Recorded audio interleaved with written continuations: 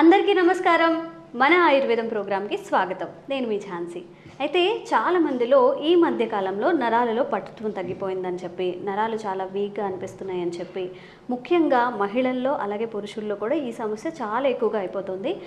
Just ఇలా hand fold చేయాలన్న రాకపోవడం, నడుస్తూ ఉన్నప్పుడు పడిపోతాం అనిపించడం, మన ఫ్లష్ గట్టిగా పట్టేయడం, ఇలాంటివన్నీ జరుగుతూ ఉంటాయి. కాబట్టి నరాల వీక్నెస్ కోసం మనం ఆయుర్వేద పరంగా ఎలాంటి చిట్కాలు ఉన్నాయి, ఆయుర్వేదంలో ఎలాంటి మెడిసిన్ యూజ్ చేస్తే మంచిది, ఈ విషయాలని తెలుసుకుందాం. మరి ఇక ఆయుర్వేదం అలాగే వంటింటి చిట్కాలంటే ఇంకెవరు మనకి గుర్తొచ్చేది చిట్టుబొట్ల మధుసూదన్ శర్మ గారు. వారు మనతో ఈరోజు ఉన్నారు. నరాల బలహీనతకు ఈరోజు ఒక చక్కని పరిష్కారం అయితే తెలుసుకుందాం. నమస్తే సార్. నమస్తే. బాగున్నారా సార్? బాగున్నాను. మీరు ఎలా ఉన్నారు? బాగున్నాను సార్. చాలా మందిలో మనం కంటెంట్ కూడా ఎంత చేస్తున్నా కానీ చాలా మంచి రెస్పాన్స్ వస్తుంది. అంటే అంతమంది నరాల వీక్నెస్తో సఫర్ అవుతున్నట్టుగా మనం అర్థం చేసుకోవచ్చు. ఏంటి నరాల వీక్నెస్, ఏంటి, ఎవరిలో వచ్చే అవకాశం ఉంటుంది? ఆయుర్వేద పరంగా మనం ఎలాంటి జాగ్రత్తలు తీసుకుంటే మంచిది? నరాల బలహీనత ఈ రోజుల్లో చిన్న వయసు నుంచి పెద్దవాళ్ళ వరకు నరాల బలహీనత, నీరసము, నిస్త్రాణ, అంతుబట్టని అంతు చిక్కని నీరసమమ్మా. అవును. సో దీనికి 1,00,000 కారణాలు. అంటే తీసుకునేటువంటి ఆహారంలో పోషకాంశాలు సరిగ్గా ఉండకపోవడము, అంటే విటమిన్స్, మినరల్స్ ఇలాంటివి సరిగ్గా ఉండకపోవడం ఒకటి. తర్వాత కొన్ని రకాలైన వ్యాధులు, అంటే ఓవర్ వెయిట్ ఉండడం కానీ, తర్వాత షుగర్ లాంటి జబ్బులు ఉండడం కానీ, ఇతర మానసిక జబ్బులు ఉండడం కానీ, ఇలాంటి జబ్బుల వల్ల కొంతమందికి నరాల బలహీనత వస్తుంటుంది. అదేవిధంగా కొంతమందికి వాళ్ళు వాడేటువంటి ఆధునిక కృత్రిమ రసాయన ఔషధాల ప్రభావం చేత కూడా నరాల బలహీనత వస్తుంటుంది. అట్లే కొంతమందికి అదుపు లేకుండా విపరీతంగా లిక్కర్స్ తీసుకుంటుంటారమ్మా. వాళ్ళకి అదే ఆహారం, ఉదయం అదే ఆహారం, మధ్యాహ్నం అదే ఆహారం, సాయంత్రం అదే ఆహారం, రాత్రి అదే ఆహారం. సో అలాంటి విపరీతంగా విచ్చలవిడిగా లిక్కర్స్ తీసుకునేటువంటి వాళ్ళకు, ఇలాంటి వాళ్ళకి అందరికీ కూడా సో నరాల బలహీనత వస్తుంటుంది. కొంతమందికి ఎలాంటి స్పష్టమైనటువంటి కారణం కూడా ఉండదు. మంచి ఆహారం తీసుకుంటుంటారు, మరి మంచి నిద్రపోతుంటారు, ఏదో వాళ్ళ చేతనంత వాళ్ళు డైలీ వాళ్ళ రొటీన్ యాక్టివిటీస్ ఫాలో అవుతున్నప్పటికీ అంతుబట్టని అంతు చిక్కని నీరసం.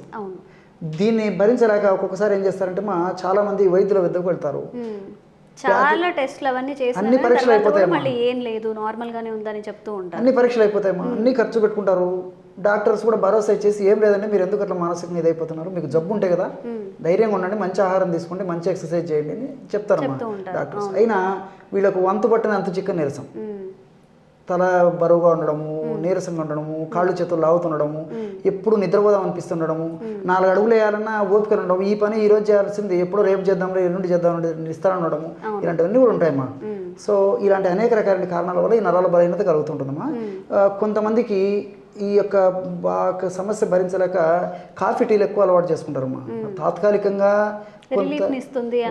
ఉద్దేశంతో అది కూడా మంచిది కాదు. కొంతమంది స్వీట్స్ తింటుంటారు, అంటే అది మంచిది కదమ్మా. అలా కాకుండా క్షేమదాయకంగా మరి నేను చెప్పినటువంటి పద్ధతిలో ఆహారపరమైనటువంటి ఔషధాలు వాడుకోవడం వల్ల ఆ నరాల బలహీనత సమస్యకు చాలా మంచి చెక్ పెట్టవచ్చమ్మా. వాళ్ళు వాడేటువంటి ఔషధాలకు తోడు కూడా ఇది వాడుకోవచ్చమ్మా. స్పెసిఫిక్గా కొన్ని నరాల బలహీనతకి ప్రత్యేకమైన మందులు వైద్యులు సూచిస్తారు. కొంతమందికి వాటి వల్ల తృప్తికరమైన ఫలితం కలిగితే, కొంతమందికి ఆశించినటువంటి ఫలితాలు కూడా కలగవు. సో ఏది ఏమైనప్పటికీ నరాల బలహీనత సమస్య ఉన్నప్పుడు వైద్యులు సూచించిన మేరకు ఆ యొక్క ఔషధాలు వాడుకుంటూ కూడా నేను చెప్పినటువంటి ఔషధాన్ని వాడుకోవడం వల్ల మరింత సమర్థవంతంగా, శీఘ్రంగా, వెంటనే, సత్వరమే ఆ యొక్క సమస్యకు చక్కటి పరిష్కారం దొరుకుతుందమ్మా. అలాంటి ఔషధాన్ని ఇప్పుడు నేను చెప్పబోతున్నాను. పోయినసారి మనం చేసిన వీడియో కూడా చాలా మంచిగా వ్యూస్ వచ్చాయండి. అంటే వాము జీలకర్రతో మనం శొంఠితో మనం చేసాము. ఇప్పుడు ఇంకెలాంటి ఆయుర్వేదపరమైన చిట్కాలు ఉన్నాయో మాకు తెలియదు. ఓకే, చాలా చాలా ఉన్నాయమ్మా. మీరు అలా అడుగుతానండి, నేను చెప్తాను ఉంటానమ్మా. దీనికి తెలిసిన ఏంటమ్మా, ఇట్స్ ఓషన్. సో మంచి మంచి చిట్కాలు చెప్తామా. సో మన కాన్సెప్ట్ అందరికీ మంచి ఆరోగ్యం చేకూర్చడం. సో ఇలాంటి అనేక చిట్కాలు కూడా ఉన్నాయమ్మా. ఇప్పుడు ఒక చిట్కా అని చెప్తానమ్మా. సో మన ఇంట్లో ఉండేటువంటి 3 పదార్థాలతోనే ఈ యొక్క నరాల బలహీనత సమస్య నుంచి బయటపడవచ్చు అనమాట. సో ఎలాగంటే మొట్టమొదట వామును వేయించి చేసినటువంటి చూర్ణము ఒక 20 గ్రామ్స్ తీసుకోవాలమ్మా. ఒక వామును వేయించి చేసినటువంటి చూర్ణము ఒక 20 గ్రామ్స్ అనమాట. అంటే 1 నెలకు సరిపోయే ఔషధాన్ని తయారు చేసుకొని తర్వాత మళ్ళీ నెలకు తయారు చేసుకోవాలమ్మా. ఆ విధంగా ఫ్రెష్గా తయారు లేదమ్మా, టోటల్ 60 గ్రామ్స్ అయితే సరిపోతుంది. మొత్తం అన్ని ఇంగ్రీడియంట్స్ కలిపి 60. సో ఈ విధంగా 20 గ్రామ్స్ వామును వేయించి చేసినటువంటి చూర్ణమ్మా. ఔషధం తయారు చేసి చూపించేందుకు ఇక్కడ కొద్దిగా మాత్రమే కలపడం జరుగుతుందమ్మా. సో మన వాళ్ళు ప్రేక్షకులు 20 గ్రామ్స్ తీసుకోవాలి. అలాగే రెండవ పదార్థంగా లవంగాల చూర్ణం. లవంగాల చూర్ణం చాలా జాగ్రత్తగా ఉండాలి. లవంగాలు మిరియాల విషయంలో క్వాంటిటీ విషయంలో. ఎస్ అమ్మా. సో చాలా కొద్దిగా వాడుకోవాలమ్మా. లవంగాలను కూడా కాస్త వేయించేసేసి చూర్ణంలాగా తయారు చేసుకొని ఇది ఒక 20 గ్రామ్స్ తీసుకోవాలి. చివరగా దాల్చిన చెక్క చూర్ణం అమ్మా. దాల్చిన చెక్కను వేయించకుండా అలాగే చూర్ణం చేసుకుంటే సరిపోతుంది. దాల్చిన చెక్క చూర్ణాన్ని కూడా ఒక 20 గ్రామ్స్ తీసుకోవాలి. అంటే వామును వేయించి చేసినటువంటి చూర్ణం 20 గ్రామ్స్, లవంగాలను వేయించి చేసినటువంటి చూర్ణం 20 గ్రామ్స్, చివరగా దాల్చిన చెక్క చూర్ణము 20 గ్రామ్స్ అమ్మ. సో ఈ 3 పదార్థాల్లో కూడా నరాలలో మంచి శక్తినిచ్చేసేసి మంచి నరాల్లో మంచి శక్తినిచ్చి మంచి చైతన్యాన్ని కలగజేసేటువంటి అద్భుతమైనటువంటి రసాయన ఔషధ గుణాలు ప్రకృతి నిక్షిప్తీకరించి మనకు ప్రసాదించడం జరిగిందమ్మా. వాములో ఉన్నటువంటి థైమోక్వినాను ఇలాంటి రసాయన పదార్థాలు, అదేవిధంగా ఈ యొక్క లవంగాలు ఉన్నటువంటి యూజినాలు అనేటువంటి ఒక యాంటీ ఆక్సిడెంట్ రసాయన పదార్థము, అదేవిధంగా ఈ యొక్క దాల్చిన చెక్కర ఉన్నటువంటి సినిమాల్డిహైడ్ ఇలాంటివన్నీ కూడా మరి ప్రత్యక్షంగా పరోక్షంగా ఈ నరాల బలహీనత సమస్య తగ్గేందుకు చాలా అద్భుతంగా ఉపయోగపడతాయమ్మా.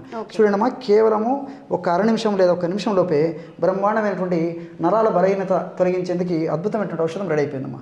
ఈ విధంగా తయారు చేసుకున్నటువంటి ఔషధాన్ని ఒక గాజు సీసాలో నిల్వ ఉంచుకోవాలమ్మా.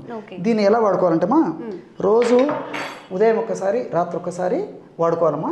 ఎలాగంటే ఆ పాలమ్మా ఒక 50 to 100 ml గోరువెచ్చని పాలు ఈ విధంగా తీసుకోవాలమ్మా. 50 to 100 ml గోరువెచ్చని సరిపోతుందమ్మా. 50 to 100 ml గోరువెచ్చని పాలు తీసుకొని అందులో మనం తయారు చేసి పెట్టుకున్నటువంటి చూర్ణం తల్లి ఒక గ్రామ్ అమ్మా. Just 1 gram. అందుకోసం అమ్మా మీరు ఇంతకుముందే చెప్పారు చాలా ఘాటైనటువంటిది, మీరు అన్నట్టు నిజమమ్మా. ఎందుకంటే ఇది ఎక్కువ పవర్ ఉంటుంది కాబట్టి ఎక్కువ వాడుకోకూడదమ్మా. ఉదయం 1 గ్రాము, రాత్రి 1 గ్రామ్, 1 గ్రామ్ ఔషధం ఒక 50 to 100 ml గోరువెచ్చని పాలలో కలిపేసేయాలి. ఇంతే ఏమా. ఈ విధంగా ఉదయం 1 గ్రాము, రాత్రి 1 గ్రాము వాడుకోవడం వల్ల రోజు 2 గ్రాముల ఔషధం వాడుకుంటే నెలకి 60 గ్రామ్స్ ఔషధం అవుతుందమ్మా. అందుకోసం అని చెప్పేసి నేను నెలకు కొంచెం ఘాటుగా ఉంటాయి కదండి, పాలు విరగడం అలాంటివి ఏమవుదమ్మా చాలా అద్భుతంగా పనిచేస్తుంది. అవసరమైతే మరి తేనె వాడదగినటువంటి వాళ్ళు కానీ బెల్లం వాడదగినటువంటి వాళ్ళు ఎవరైనా ఉంటే ఇందులో తేనె కానీ బెల్లం కానీ వాడుకోవచ్చు. లేకపోతే అలాంటి అవసరం ఉండదమ్మా. చాలా సువాసన భరితంగా ఉంటుంది, రుచికరంగా ఉంటుంది, చాలా అద్భుతంగా పనిచేస్తుంది. తీసుకున్నటువంటి తక్షణమే ఇందులో ఉన్నటువంటి ఔషధ గుణాలు, రసాయన శక్తులు, రసాయన గుణాలన్నీ కూడా దేహంలో ప్రవేశించి నరాలకు విపరీతమైన శక్తినిచ్చేందుకు సహకరిస్తాయమ్మా. చాలా అద్భుతంగా పనిచేస్తుందమ్మా ఇది. మనం లాస్ట్ వీడియోలో కూడా చూసామండి, వాము ఇంకా సొంటి కదండి, వాము సొంటితో చేసాము. ఇప్పుడు మరొక దివ్య ఔషధం లవంగాలు, వాము ఇంకా దాల్చిన చెక్కతో ఇట్లా మనం పాలల్లో ప్రీమిక్స్గా చేసుకున్నా పర్లేదు, ఎప్పటికప్పుడు చేసుకునే టైం ఉండదు కాబట్టి ఒక్కసారి ఒక క్వాంటిటీ 1 month 2 months సరిపోయేలాగా చేసుకున్నా 1 month ఒకసారి తయారు చేసుకున్న పౌడర్ రోజు ఇలా వాడుకుంటే సరిపోతుంది. ఎన్నో హెల్త్ బెనిఫిట్స్ తేనెతో కూడా వాడుకోవచ్చు. అండ్ కొంచెం ఘాటుగా అనిపించినప్పుడు షుగర్ యాడ్ చేసుకోవడం లేదా కొంచెం తేనె యాడ్ చేసుకోవడం కూడా చేయొచ్చు. అండ్ ఇది షుగర్ పేషెంట్స్ తాగొచ్చు అండి? తాగొచ్చు, అందరు తాగొచ్చు. ఓకే, వితౌట్ షుగర్ కానీ హనీ యాడ్ చేసుకోకుండా తాగొచ్చు. బెల్లము, షుగర్ ఇలాంటివి కాకుండా తేనె ఇలాంటివి కాకుండా షుగర్ వాళ్ళు అందరూ వాడుకోవచ్చు.